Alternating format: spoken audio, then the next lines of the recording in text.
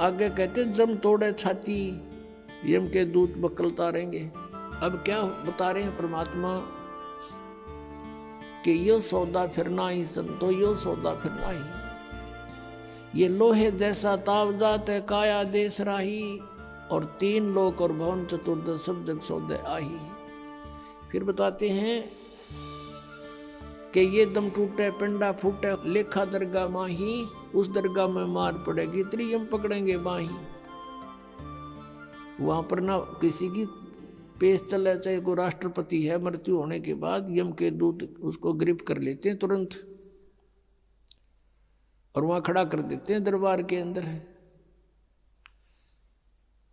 एक उदाहरण बताया परमात्मा ने अपनी वाणी में कि एक प्रियव्रत नाम का राजा था। उसने पहले तो तप किया, तप से उसको राज्य प्राप्त हुआ,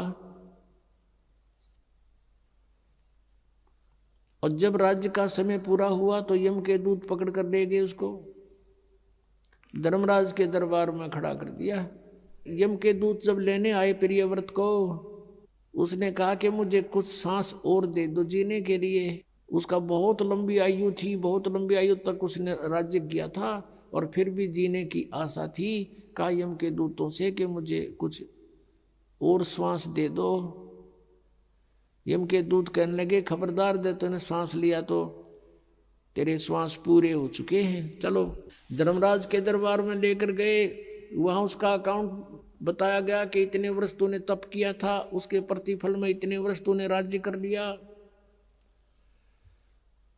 अब बता कुछ करके लाया आगे के लिए। अब वहां तो सब पता होता है, उसकी जेब में पता लग जाता है कितना सामान है।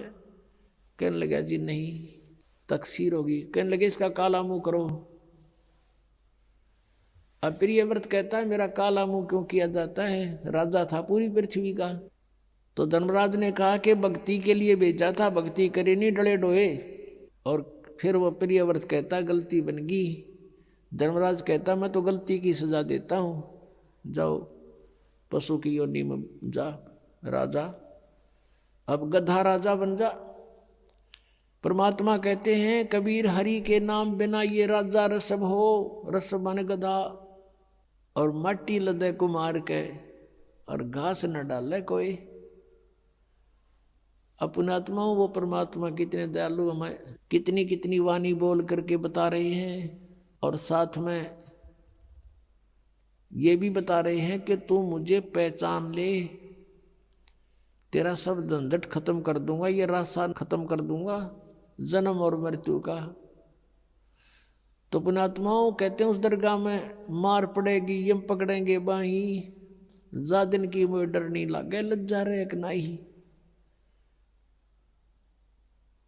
फिर क्या बताते हैं कि नर नारायण देह पातू फिर 84 जाही। परमात्मा जैसा शरीर मनुष्य का आपको मिला है, परमात्मा का ऐसा ही मनुष्य सदृश शरीर है, इसलिए परमेश्वर को भी पुरुष कहते हैं। और उस पुरुष ने मनुष्य को अपना शरीर दिया है तो मनुष्य को भी पुरुष बोलते हैं।